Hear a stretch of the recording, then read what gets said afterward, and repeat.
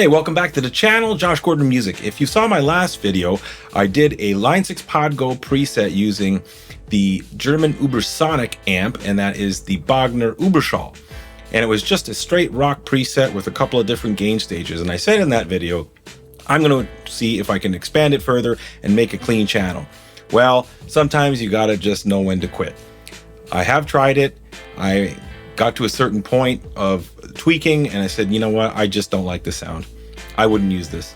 But let's go through, let's have a little sample, because sometimes you have to learn when to quit, when to move on, or try another amp or whatnot. Not every amp in the Line 6 Podgo or Helix or whatever, the HX Stomp, they're all the same effects. Not every amp is going to allow you to make a clean channel. I mean, that's how it goes, right? Some of these are high gain amps. But let's hear what I've come up with, and we'll have a quick walkthrough, but it won't be too long because I'm not even going to post a link for this preset. I am not posting it. I wouldn't use this, but I just wanted to show you the lengths that you can go to try and get a clean out of some of these higher gain amps, and some might work, some won't. So let's hear this. Would help if I turn on the volume.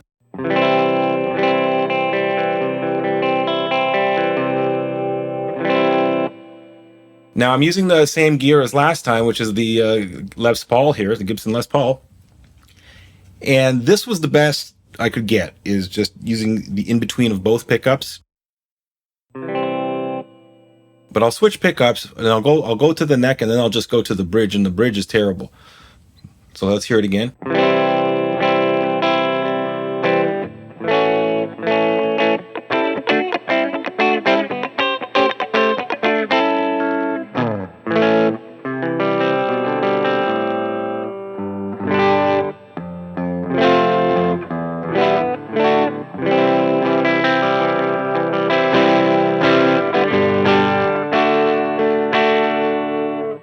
Now the bridge.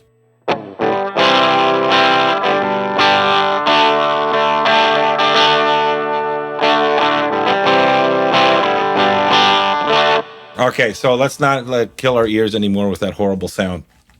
And I have everything on, everything's open, all the volumes are up, both tones are all the way up.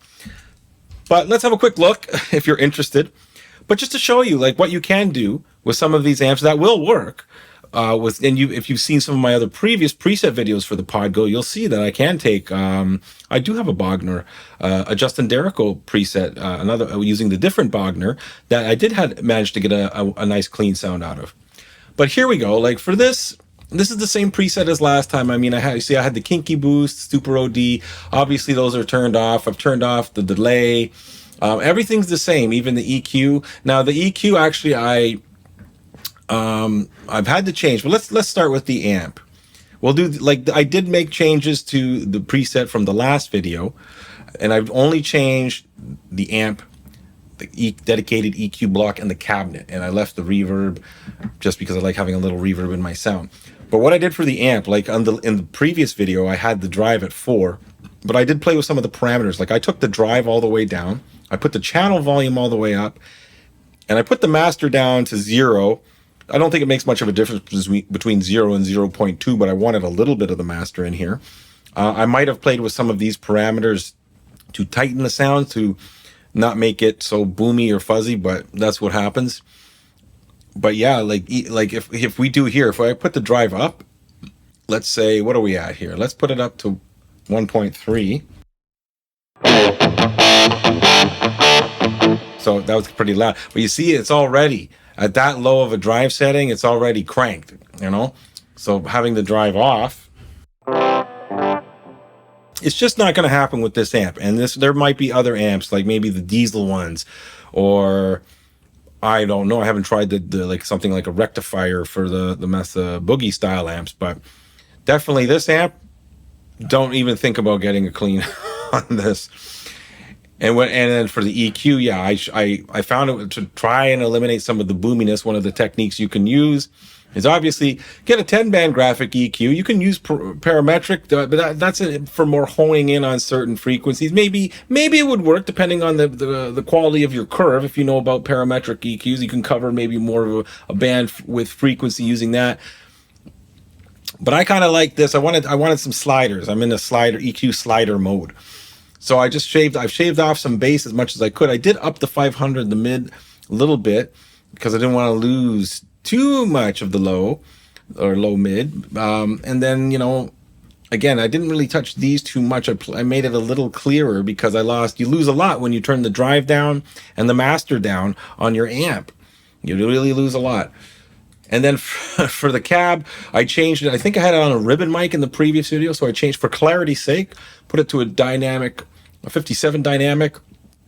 I upped the low cut probably by 10 or 20 hertz, and I increased the high cut a bit too. But again, you know, oh, I just lost my pick. No, I got it back.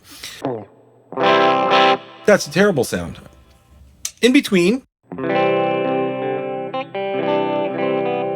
it's okay, but again, like, you know, perhaps with a single coil guitar might be better.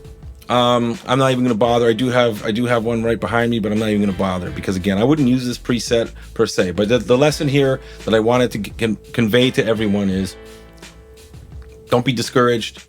Not everything's going to work. Try. Use the tools at hand. I mean, I could maybe even take out one of these drive blocks and maybe slap another EQ. Or maybe I could add a parametric EQ in tandem with this 10-band graphic EQ and maybe shave off some more of that fuzz. Again, I don't want to work that hard for it. Like, you shouldn't have to. There are other amps in here you can use. But again, the message, don't be discouraged. You know, there are other choices, other options. Many ear-pleasing tones can be captured with the Line 6 Pod Go. All right, so thanks for watching. If you like this video, you found it helpful at all, hit that like button, and we'll see you in the next video. And I believe the next video that I'm going to work on, I think I'm going to go in the jazz route. All right, take care. Bye.